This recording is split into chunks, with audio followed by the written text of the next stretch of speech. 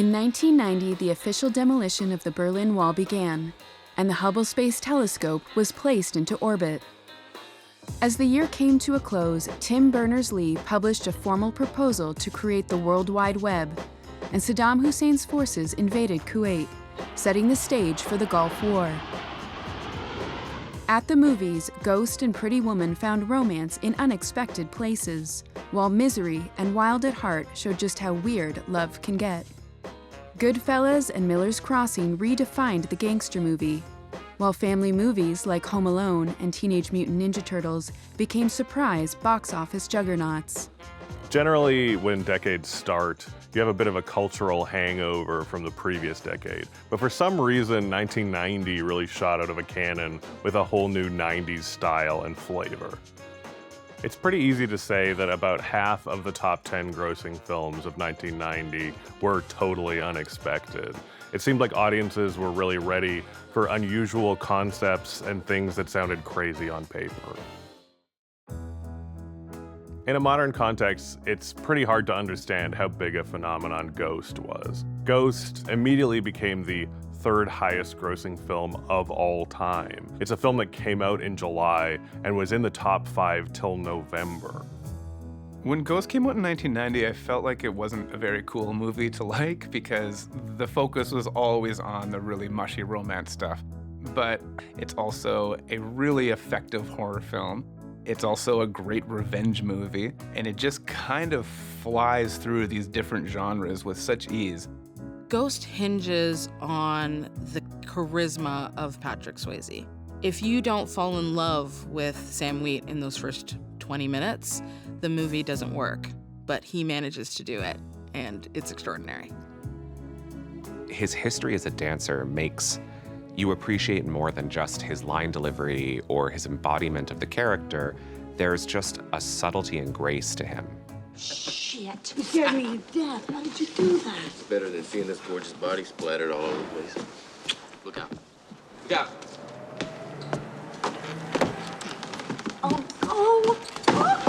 I think the MVP of Ghost is undoubtedly Whoopi Goldberg as Oda Mae Brown. It's the really interesting choices she's making, acting against someone that no one else can see. It requires a lot more effort, and Whoopi Goldberg just crushes it. Tell her to make sure it goes straight up to the third floor file because you have a transaction to make. Please make sure this goes right up to the third floor file because I have a transfusion to make. A what? Let's go. You know what I mean. Can I keep this pen? She can really land a punchline. The whole first half of the film, she's incredibly funny, and she really gives the whole situation a levity that it really needs. But then by the time you get to the end of the film, she is really imbuing the character with so much pathos and empathy that you can't help but feel for her. Ghost is a great example of the work of screenwriter Bruce Joel Rubin. He's this interesting guy who lived in a Buddhist monastery for a long time and is very obsessed with life after death. He wrote movies like Deadly Friend and Jacob's Ladder, and Ghost is kind of the pinnacle of his life after death films. The ending of Ghost really gets me every time. And yeah, some of the special effects have aged a little poorly, but I think the emotional core of that ending is so solid, and it really gets at it is so hard to move on, but we simply have to. I think it is hard to overstate just how important the Teenage Mutant Ninja Turtles were to an entire generation of children. I had big expectations as a kid, being a fan of the TV show, the cartoon, and I was thinking, how are you gonna get the magic from this amazing cartoon onto the live screen with real human actors? I thought I was going in for like bright poppy colors and zippy one-liners and a very cartoony ninja-y sort of quality. And instead, I walked into one of the darkest films about giant mutant creatures that is possibly out there. Kind of mixes that seedy look, but put a bunch of kids, a bunch of teens on there who really were just trying to figure out who they were. And I think we can all relate to that, whether you're a turtle or not. This is some bravado work on the part of Jim Henson's Creature Shop. These were state-of-the-art animatronics, and largely I think the film's success was really hinged on Jim Henson. Unfortunately, this was some of his last work, as he would pass away a few weeks after the premiere of the film.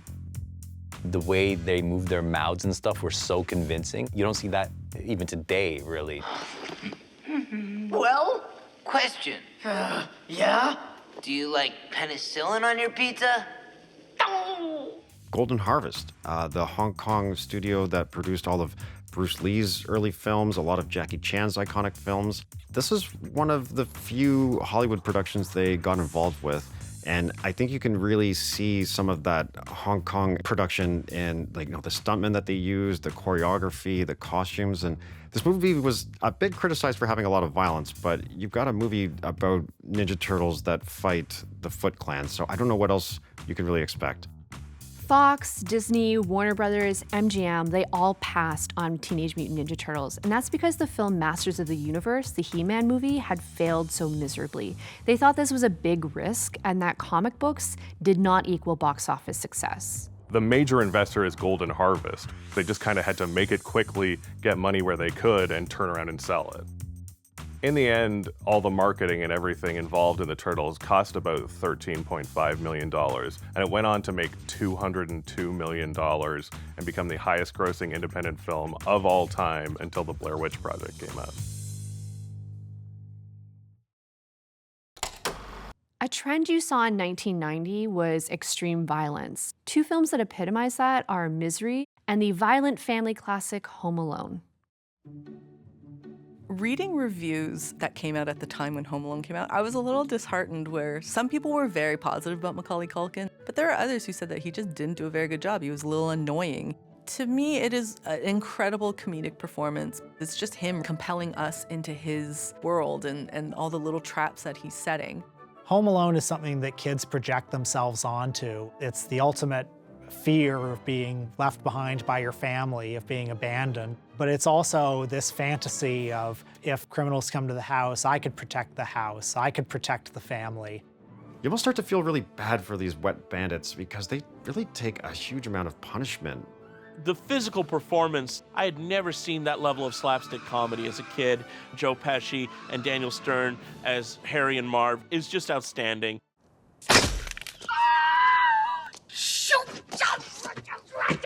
What?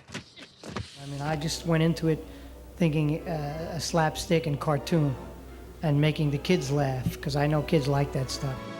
I think the thing that really rescues Home Alone from being, over the top or senseless in a lot of its violence is just the heart at the center of it all. That moment where Catherine O'Hara comes home to Macaulay Culkin and they hug is just exactly what you want out of a movie like this. The winter box office in 1990 saw so many classic films, but there was one movie that really dodged Christmas and made you afraid of winter. Misery is one of those films that when you catch on the TV, you can't change the channel. No matter where you're at in the film, it's perfectly calibrated suspense. It is two characters in a room and what one is going to do to another, and there's kind of nothing more primal than that. The first break in Kathy Bates' character's veneer is one of the most unsettling moments in horror that I can think of. It just gets in your bones. She is like the Annie Wilkes from the book Come to Life. It's like she just stepped out of that book and into that movie. She humanizes Annie Wilkes just enough. Paul, what you've written just isn't fair. Not fair. That's right. When I was growing up in Bakersfield, my favorite thing in all the world was to go to the movies on Saturday afternoons for the chapter plays. Cliffhangers. I know that, Mr. Man. They also call them serials. I'm not stupid, you know. Not many people had won an Oscar for playing a villain. There was Frederick March in the 1930s, and you had, of course, Ruth Gordon for Rosemary's Baby, but the fact that Kathy Bates won for her role in Misery was really monumental. Stephen King originally conceived of Annie Wilkes because he was on a plane and he was asleep, and when he woke up, the first thing he heard was the person beside him saying, "I'm your biggest fan," and that's how the novel starts. But what the story is actually about is addiction. Annie is a representation of Stephen King's battles with addiction, and he refers to his addictions very much as his #1 fan. My favorite thing about Misery is the catharsis you experience as you journey through the film. Near the end, I was screaming at the screen when I was watching it. I can't spoil it for you right now, but it's a thrilling, fun time and still holds up today. In 1990, there were 2 films that utilized the Southern Gothic. They were To Sleep with Anger and David Lynch's Wild at Heart. Wild at Heart is a road movie driven by mania and libido. Every single thing in this movie is overheated. It starts off with Nicolas Cage's character murdering this guy that tries to stab him, just bashes in his head with his foot on the staircase, and then you get this heavy metal needle drop. Hell yeah.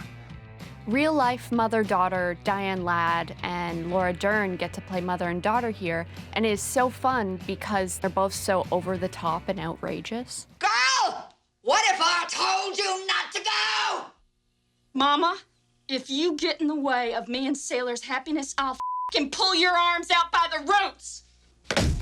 David Lynch adapted Wild at Heart from Barry Gifford's novel about 2 young lovers, Sailor and Lula, on the run from Lula's mother, who is trying to have Sailor killed. Wild at Heart is also a great example of kind of 2 weird spirits finding each other in Nick Cage and David Lynch. Lynch sort of was just talking about Elvis, and Nick Cage was like, well, why don't we make this guy really into Elvis? This is around my favorite Nick Cage era. We got 87 with Raising Arizona, and then we get Wild at Heart in 1990. And both performances are ecstatic, electrifying, wacky. Hey, my snakeskin jacket! Thanks, baby! Did I ever tell you that this here jacket represents a symbol of my individuality and my belief in personal freedom? Wild at Heart is also the film that people cite the most as Lynch's relationship to the Wizard of Oz. You get Diane Ladd as the kind of wicked witch figure. You get Lula's red slippers, which she clacks together in a really vulnerable moment. There's mention of a Toto. And of course, Sheryl Lee shows up as the good witch. In what I think is a good way, a generative way, an exciting way, you do get the feeling that with this film, David Lynch basically made a list of a lot of things that he likes and managed to shoehorn a lot of them into the film. Wild at Heart is the definition of a risky film. This is a film that uses a beloved text like Wizard of Oz and instills sex and violence and blood and guts into it. When you sit down to watch To Sleep with Anger, I don't think you know what's going to happen. It's really important to go into this film without any expectation. It starts out like this nice reunion between old friends, and it ends as this supernatural Gothic masterpiece. You have this family where there's a lot of tension, and a lot of the tension is because of the younger brother known as Babe Brother. You know, he doesn't quite feel that he's living up to his father's expectations, and of course he has an older brother that seems to be doing everything right. This tension and this, fraught dynamics really opens the door for Harry to come in. There is a sense that he needs to be exorcised. You think about someone who makes everything worse by refusing to back down from shameless statements and the pressure cooker atmosphere that results, and hoping that this person will just stop and wise up. To Sleep with Anger was a huge hit at the Indie Spirit Awards. It won 4 awards, including Best Director, and of course, it won for Danny Glover's performance. Danny Glover was coming off of 2 blockbusters, the first Lethal Weapon films, and really this film couldn't have been made without him. It was his name that allowed it to be funded. Although you kind of know him for his more blockbuster roles, he's such a great art house actor. I think Danny Glover is so dastardly in this part. He really feels like the devil to me.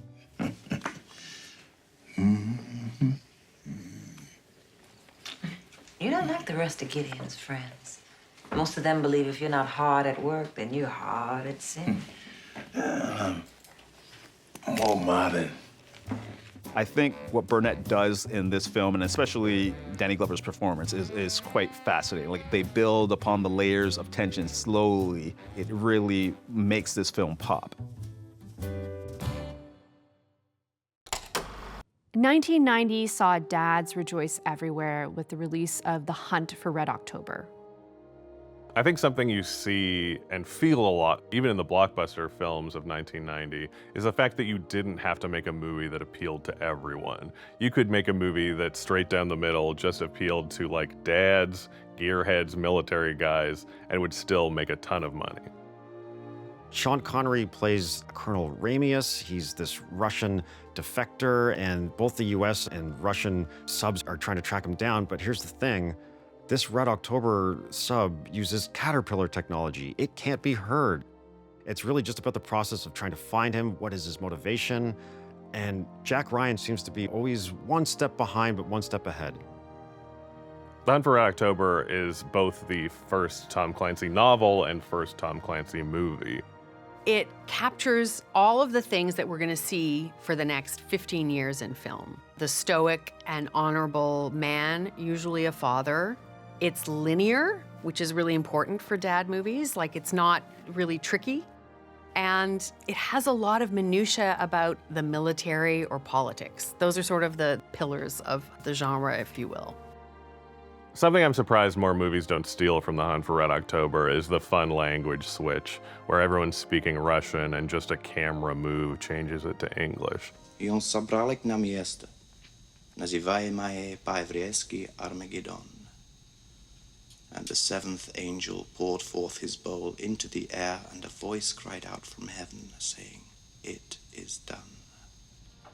It's a strange thing that a movie like this was a hit, because when you watch it now, it's positively glacially paced. It's like watching 12 Angry Men, but in a submarine. There was a major revision to the gangster film in 1990, and you saw that with the Coen brothers' Miller's Crossing and Martin Scorsese's Goodfellas. It's hard to know what caused such a boom in gangster movies in 1990, but a lot of people point to the fact that noir movies were just always on TV in people's childhood, and that inspired a whole new generation of directors. You know, every time people want to rank Scorsese movies, they always shaft Goodfellas because it's the popular one. You know, like everyone loves the mob classic. It's so stereotypical, but it's like, it is kind of his best movie. The idea was, again, to show literally what every aspect of this lifestyle is like. And the attraction to it, the glamorization of it when you're a child and you see it and you want to aspire to that, and then being caught and wrapped up in it. In my opinion, it's the best edited film of all time. There's no better example of that than when Ray Liotta enters his cocaine era, where he's out of his mind on drugs, afraid of possible helicopters following him. They know how to edit in such a way that you really are locked into what's happening to that person. Thelma Schumacher, as the editor, gets in there and starts changing the tone of it. Goodfellas has this wonderful, wonderful oneer where you got Henry and Karen, and he's leading her through the Copacabana Club. He's able to really show off to her, like, this is my status, this is who I am in this world. Then when you compare that to the downfall that he eventually experiences, that shot becomes even richer. Martin Scorsese was not a director up until this point who was well noted for his female characters. And it's really important when you're watching Goodfellas to pay credit to Lorraine Bracco. She knew that if she didn't make the character of Karen Hill stand out, that she would be lost. You feel her desperation. You feel the way she's seduced by this life, and then you feel the way she's discarded. The scene that I think about a lot in Goodfellas is when she's convinced that Robert De Niro's character is trying to kill her. Oh, no. Hey, go ahead. It's right in there. No, Jimmy, right there. I'm in a hurry. My mom's watching the right kids. In the I'm store. trying to get home. I'll come back later. Goodfellas, for me, is the crowning jewel of Scorsese's career. And I think it's because of how vulnerable he makes the situation and that lifestyle without, though, looking at them with any sympathy or compassion, because they are terrible people. And Scorsese reminds you of that all the time. But he is also willing to say they are just people as well.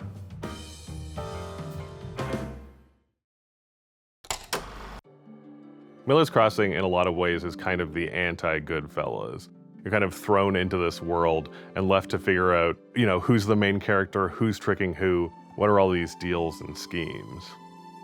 The movie's a power struggle between Irish and Italian rival syndicates. And Tom Regan, Gabriel Byrne's character, is sort of caught in the middle. We're introduced to Gabriel Byrne as a really bad gambler. He doesn't know how to gamble, but when he is gambling with humans and people, he knows psychology inside and out, and he's gambling throughout the film at every decision he makes in every scene. Miller's Crossing is this exploration of male friendship and loyalty and double crosses, but it also asks the bigger question, I think, of whether in this particular context you even need to have any kind of moral compass at all. Albert Finney's character is so immediately fascinating. He's a big boss, he's bossing everyone around, but with Gabriel Byrne's character, he has this intense desire to be vulnerable with someone, to be a brother. Tom, for his part, feels very loyal to Leo, but of course he was also sleeping with Leo's girlfriend. One of the most fun things about Miller's Crossing, if you watch it a lot, you start to realize that kind of the main thesis of this film is so many gangsters were secretly gay. So much of the drama is caused by these fights within relationships and people trying to hide their sexual proclivities. It's kind of a wild thesis to jump off of, but the Coens are pretty open about it once you get the dialogue. So the Dane doesn't like you, but he wouldn't cross me. We go back. Of course, there's always that wild card when love is involved. I know Mink is Eddie Dane's boy. This is the first time the Coens made a movie that made you shut up and pay attention. You might have had a ball at Raising Arizona, and you might have really enjoyed the Shaggy Dog story that is Blood Simple, but this is a film that says, no, we're serious now. You have to take us seriously.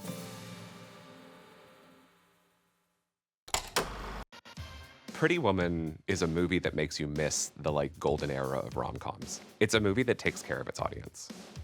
It is about a sex worker who is in a long-term situation with a man who is cold and who's helping her friends party less and get away from abusive pimps. This sounds like the bleakest social issue film ever. It does not sound like this is a hilarious romp. I'm not sure Pretty Woman kind of speaks to any deep revelatory truths. I think it's just a movie that you feel really good after having seen. It's that idea that love shows up when you stop looking for it, and that can change your entire life. I love Pretty Woman for all of the fun music cues and makeover montages, but I think there is a little bit of an emotional heft to this movie, and to me, the scene that does that is when they go to the opera.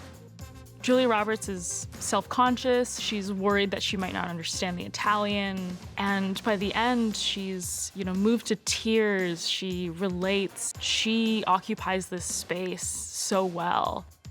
And this thing that is kind of the ultimate symbol of, what the wealthy attend, what is part of a world that's outside of her experiences. She's finding something there that means something to her. On the one hand, Pretty Woman is one of those examples of a sex worker narrative that when we look at that today, it's like, that's pretty regressive. But here's the thing about Pretty Woman. I mean, look, it's just one of those core rom-coms where Julia Roberts' personality pours out. Pretty Woman wasn't Julia Roberts' debut film, but it was her catapult into stardom. It opens kind of grossly with that shot of her bum and then her breasts and then her belly.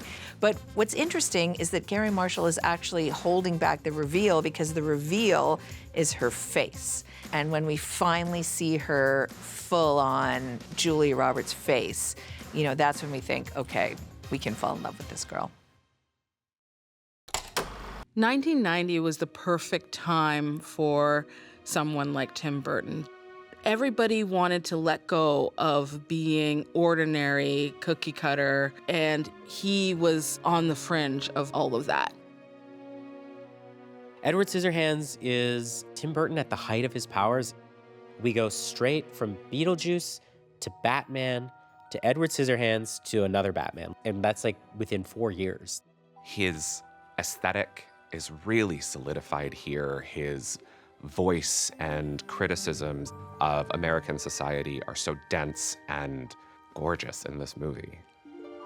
Behind the scenes, there is a kind of a darkness that is stifling to the artistic spirit that Edward Scissorhand embodies, and he enters this world as kind of a chaotic disruptor of this kind of peaceful status quo. And at the end, he's rejected by that world and has to go back to his own isolated life, tragically. Edward Scissorhands takes place in a world that Tim Burton rejected in real life. This is something that Burton could never really acclimatize to, and that's why it's so fantastical in this film. The character of Edward Scissorhands, I mean, he's irresistible. And part of that is because Johnny Depp does a really, really excellent job playing him. Johnny Depp studied Charlie Chaplin in his performance of Edward Scissorhands. You see this in the waterbed scene. This is all physical comedy. It's very subtle and it's very Chaplin-esque. When Tim Burton originally conceived of Edward Scissorhands, the idea was that the scissors were just going to be blades. But when Stan Winston was brought on the project, he wanted to do something a little bit more specific with it. So he did a lot of research and found dozens and dozens of different kinds of scissors. Having all of those different types of scissors gives it this beautiful cobbled together look, which gives it a lovely contrast with the clean suburbs in the rest of the film. Edward Scissorhands, in a lot of ways, is defining this kind of Tim Burton idea of creating a movie where there's an obvious outsider, but the audience relates more to the outsider than the people around him. And Edward, as weird as he is, seems more normal to us.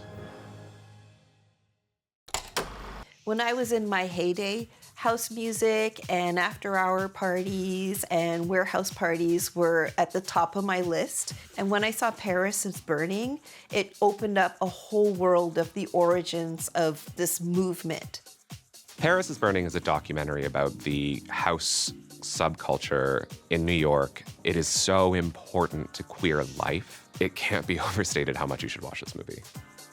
The ballroom scene starts in the 70s, possibly earlier, but with gay, trans, Latinx, Black players of all kinds of stripes. And when I say all kinds of stripes, it's because once you get into that ballroom, you're basically assuming any identity you want as a way of negating what's happening to you out in the world and on the street. Watching Pepper LaBeija walk a ball with these huge gold lame shoulders, you believe that she is who she sees herself as. Ball culture was about storytelling and transformation. It was the perfect subject matter for a documentary. It's mostly just ball scenes and interviews without any connective tissue. And what makes that work is really the secret weapon in Dorian Corey. You have somebody here who's just kind of the perfect monologuing documentary subject. You like the adulation, the applause, the people cheering you on, the winning. It's like a physical high. Jenny Livingston discovered this world because she was in the park and she saw a group of people who were doing some voguing, and she was so fascinated by it at the time that she made friends with these people and eventually made her way into the ballroom world. Everyone in the community was actually pretty open about teaching her what was going on here. And she worked for 7 years, getting funding here and there to try to show more and more of this scene. This film raised a lot of questions at the time that it premiered about who is allowed to tell certain stories. While Jenny Livingston was a part of the queer community, she was not a person of color, which was the majority of the ballroom scene at the time. I mean, it was, to me, somewhat problematic, but then it also helped us understand their community more and try to be better allies. It does what the best documentaries do, which is just to say, like, look at this thing that you had never seen that otherwise would be lost to us. 1990 was a great year for people who love practical effects. Here you are seeing some of the highest budget films with few to no digital effects. So you're seeing crazy animatronics, crazy makeup effects, just kind of the top of everything. There are very few films that feel as early 90s as Tremors does. It's a movie that really lives and dies by its effects work, which is just exquisite. Whenever you see a tremor moving underground, it's a boat buoy pulled by a truck. It's all these kind of silly little ideas that come together to look amazing. And of course, you've got to talk about the epic shootout scene with Michael Gross and Reba McEntire.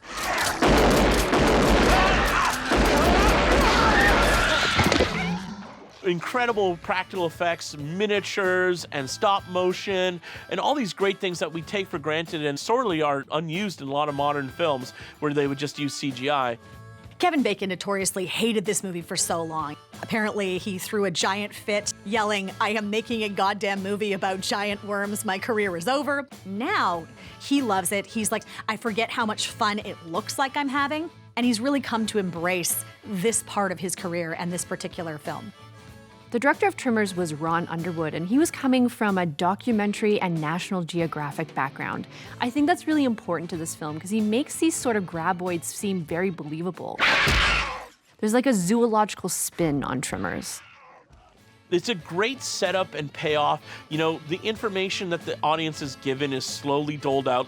You have all of these characters that kind of make up this town, and it does such a great job establishing all those things before the graboids show up. And when they do, because they've invested enough time, the stakes feel a lot higher.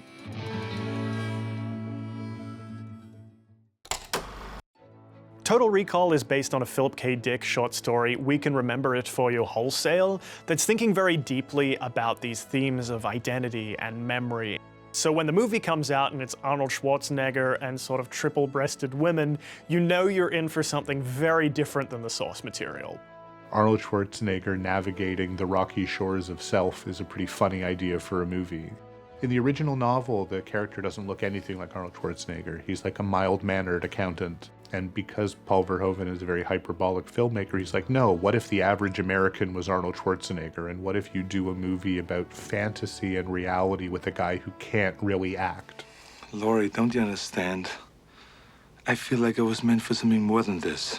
Arnold Schwarzenegger plays Doug, who is this construction worker. He has a beautiful wife. He goes to work. He comes home, but he kind of dreams about Mars. So he goes to have some memories of a vacation implanted into his mind, being on Mars, but then he slowly starts to reveal that maybe he was a double agent and that things are not what they seem. The central piece of the film is what we are watching part of the recall memory that's been implanted, or is it something that's actually unfolding? And Verhoeven was smart enough to make the script ambiguous in that regard. One of the things that shines in Total Recall is the special effects makeup and the characters. You get such an immersion from the ways that they just make things uncanny. The character of Kuato is like the perfect example of that. There is a little bit of CG in there used too, but the balance is really amazing. There's this incredible scene where Arnold goes outside of the airlock and his head starts to expand and his eyes are bulging out of his eye sockets. It's totally gross and totally amazing. This is a carnival funhouse ride that does ask a lot of really pertinent questions about what it is we expect from an action movie and a spy picture and science fiction and why we enjoy the things that we enjoy them. But you were just busy watching Arnold Schwarzenegger's head puff up and explode. I don't know that 1990 was a transformative year or a crucial year in cinema, but what you do see is kind of the leveling up of a lot of filmmakers. Tim Burton makes Edward Scissorhands. John McTiernan follows Die Hard with The Hunt for Red October. Goodfellas isn't a new version of Martin Scorsese, but it is kind of the pinnacle of what he does best. 1990, for whatever reason, was the year that a lot of directors came into their own. You also get the sense that something else is happening. CG is coming in a big way, and it's like a precipice has been reached and something else is on the other side of it.